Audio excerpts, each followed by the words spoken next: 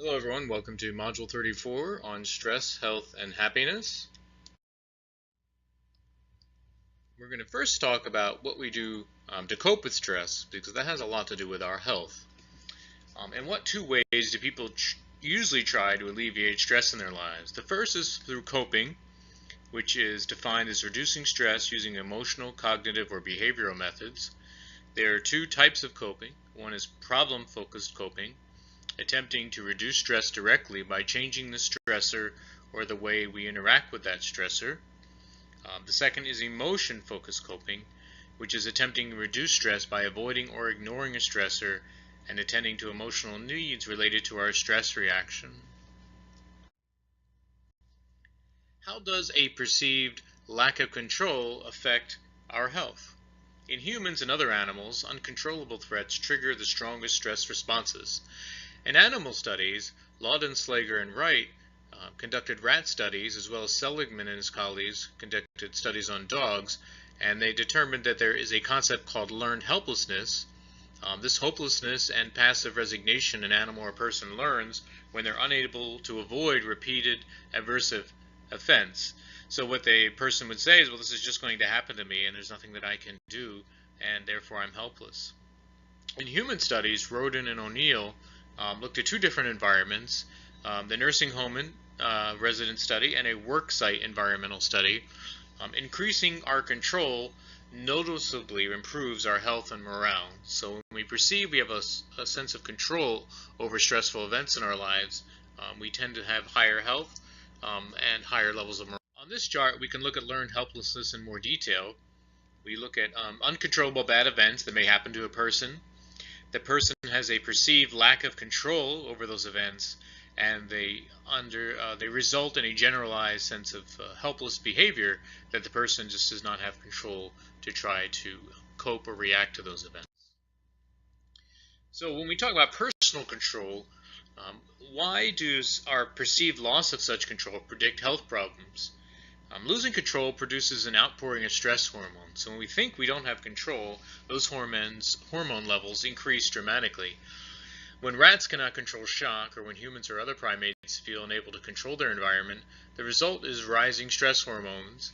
This in turn increases our blood pressure levels, and this in turn drops our immune responses. If we boost our feelings of control, people often lead happier and healthier lives. There are two types to look at locus of control, and locus is a Latin word for place. Internal versus external. If we're experiencing a loss of control that can be stressful and unhealthy, do people who generally perceive they have control of their lives enjoy better health? If you have an external locus of control, you believe that chance or outside forces control their fate. If you have an internal locus of control, you believe that you control your own destiny.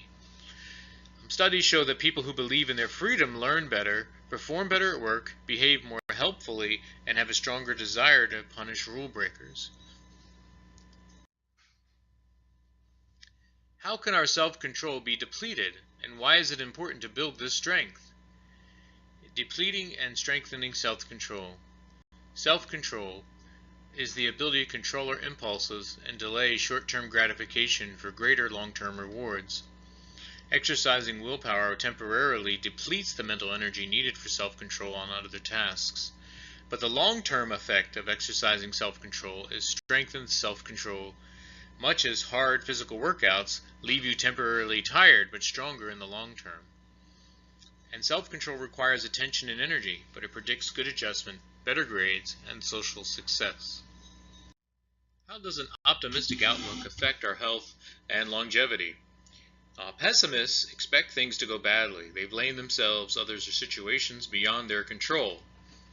Optimists expect to have control, work well under stress, and enjoy good health.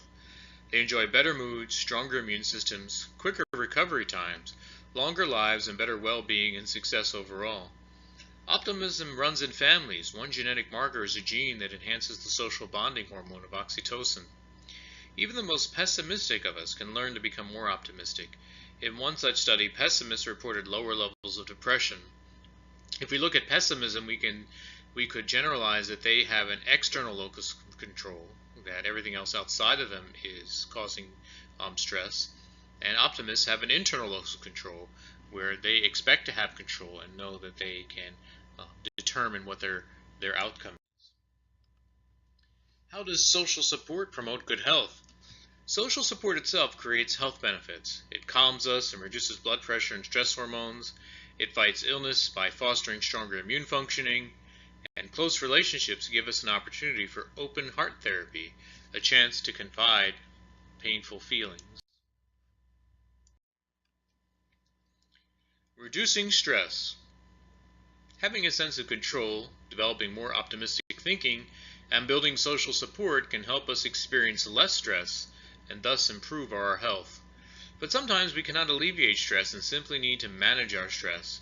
Aerobic exercise, relaxation, meditation, and active spiritual engagement may help us gather inner strength and lessen stress effects. Based on what we've learned so far, can you guess why that might be? How effective is aerobic exercise as a way to manage stress and improve well-being?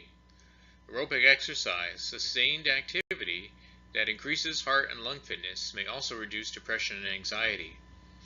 It increases the quality and quantity of life 2 additional years on average, and it's a boost in quality of life seen in increased energy, better mood, and stronger relationships.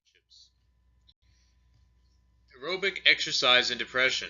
Mildly depressed college women who participated in an aerobic exercise program showed markedly reduced depression compared with those who did relaxation exercises or received no treatment. If you look at the chart on this slide, you will see 3 groups. The no treatment group, which is the control group, did not have any difference in depression score. The relaxation treatment group started off with a higher depression score and did reduce their depression. The aerobic exercise group started with a slightly lower depression score. However, the dramatic difference is their depression scores were far lower than the no treatment group or the relaxation treatment group. In what ways might relaxation and meditation influence stress and health? Much of the research done that was starting in the late 1960s focused on biofeedback. It is now thought to have limited effect, working best on tension headaches. More than 60 studies have found that relaxation procedures can help alleviate headaches, high blood pressure, anxiety, and insomnia. Relaxation training has been used to help type A heart attack survivors reduce the risk of future heart attacks. One of my favorite strategies is mindfulness meditation. This is relaxing and silently attending to your inner state without judging it. It can strengthen connections among regions in the brain. It activates brain regions associated with more reflexive awareness, and it calms brain activation in emotional situations.